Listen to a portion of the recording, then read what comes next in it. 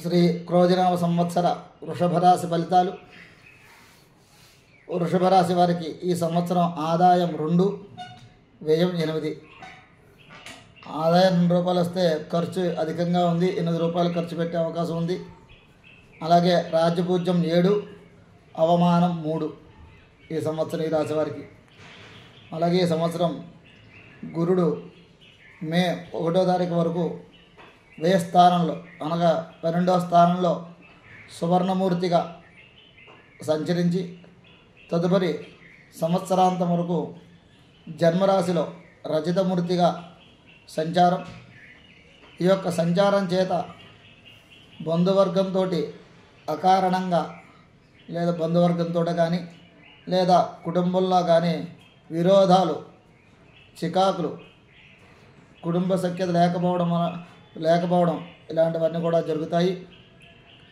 అలాగే ఈ సంవత్సరం అంతా శని ఈ సంవత్సరం అంతా రాజ్యస్థానంలో తామ్రమూర్తిగా సంచారం.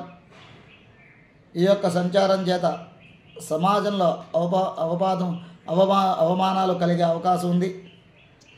సమాజంలో ఎప్పుడైనా సరే మాట్లాడేటప్పుడు ఆచితూచి వ్యవహరించాలి. గౌరవ మర్యాదలు కూడా సమాజంలో తగ్గుతాయి. రాహు ఈ సంవత్సరం అంతా కూడా లాభస్థానంలో సువర్ణమూర్తిగా సంచారం. ఈ యొక్క రాహు సంచారం మీకు మిక్కిల అనుకూలమైన ఫలితాలు పొందుతారు. రాహు సంచారం వలన మీ యొక్క ఆశయాలు ఏవైతే ఉన్నాయో అవన్నీ కూడా ఈ సంవత్సరం రాహు సంచారం చేత మీకు సిద్ధిస్తాయి. కేతువు ఈ సంవత్సరం అంతా 5వ స్థానంలో స్వర్ణమూర్తిగా సంచారం. ఈ యొక్క కేతు సంచారం వలన ఈ సంవత్సరం అంతా కూడా అప్పుడప్పుడు మానసిక ఒత్తిడి అధికంగా ఉంటుంది. ఈ యొక్క గురు, శని, రాహు, కేతు యొక్క సంచారం ఎలా ఉంటుందంటే ఈ సంవత్సరం వృత్తి వ్యాపారాల్లో అనేక లాభాలు పొందుతారు.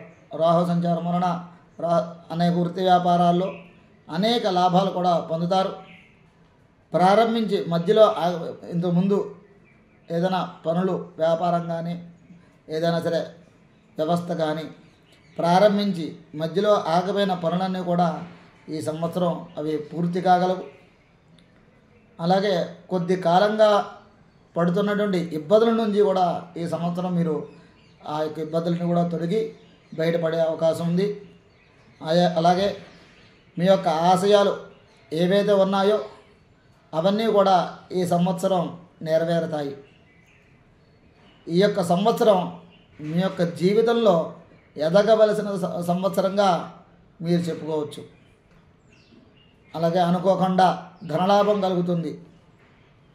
అన్ని విధాల అభివృద్ధి చెందుతారు ఈ సంవత్సరం.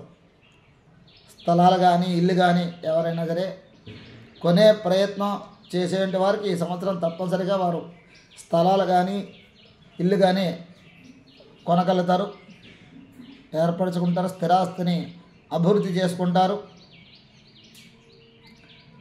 ఉద్యోగాలలో అధికారంతో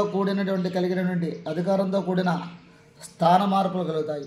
మీకు ప్రమోషన్ చేత ఆ యొక్క వేరే చోటికి బదిలీ అవుతారు. చిన్న అనారోగ్య సమస్యలు కూడా ఉంటాయి. ఉమ్మడి స్థిరాస్తి విషయంలో స్థిరాస్తి విషయంలో మీకు కుటుంబ సభ్యులు ఉన్నటువంటి స్థిరాస్తి విషయంలో చిన్న ఇబ్బందులు కూడా ఎదురయ్యే అవకాశం ఉంది ఈ సంవత్సరం. అలాగే శారీరకంగా, మానసికంగా కొద్దిగా కేతు సంచారం వలన కొద్దిగా ఇబ్బందులు కలుగుతాయి. అలాగే ఈ సంవత్సరం ఏదైనా సరే కొన్ని వ్యవహారాల్లో, ముఖ్యమైన విషయాల్లో ఏదైనా చేయాల్సి వస్తే 1కి 2 సార్లు ఆలోచించి నిర్ణయాలు తీసుకోవాలి. అలాగే గృహంలో శుభకార్యాలన్నీ కూడా జరుగుతాయి. ఉద్యోగ ప్రయత్నాలు చేసేవారు కొద్దిపాటి గట్టిగా కనుక ప్రయత్నం చేసినట్లయితే తప్పనిసరిగా వారికి ఉద్యోగం లభిస్తుంది. కొన్ని విషయాల్లో అపవాదం కానీ అపనిందలు కానీ ఎదుర్కోవాల్సి వస్తుంది. చేయని పనికి ఆ యొక్క పనికి మీరే చేశారన్నట్టుగా అపవాదం మీరు ఎదుర్కోవాల్సి వస్తుంది. విదేశీ ప్రయత్నాలు ఎవరైనా సరే విదేశీ ప్రయాణాలు కానీ ఉద్యోగ ప్రయత్నాలు కానీ చేసినట్లయితే వారు కూడా ఈ సంవత్సరం అనుకూలంగా ఉంది.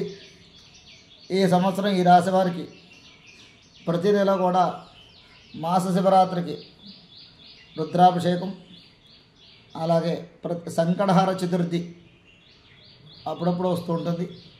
ఆ యొక్క సంకటహార చతుర్థి రోజున గణపతి ఆరాధన, కేతువు బాగోలేదు కాబట్టి సంకటహార చతుర్థి రోజున గణపతి ఆరాధన, అలాగే గురు సంచారం బాగోలేదు కాబట్టి ప్రతి మాస శివరాత్రికి రుద్రాభిషేకం చేసుకోవడం ఉత్తమం. స్వస్తి. ఓం.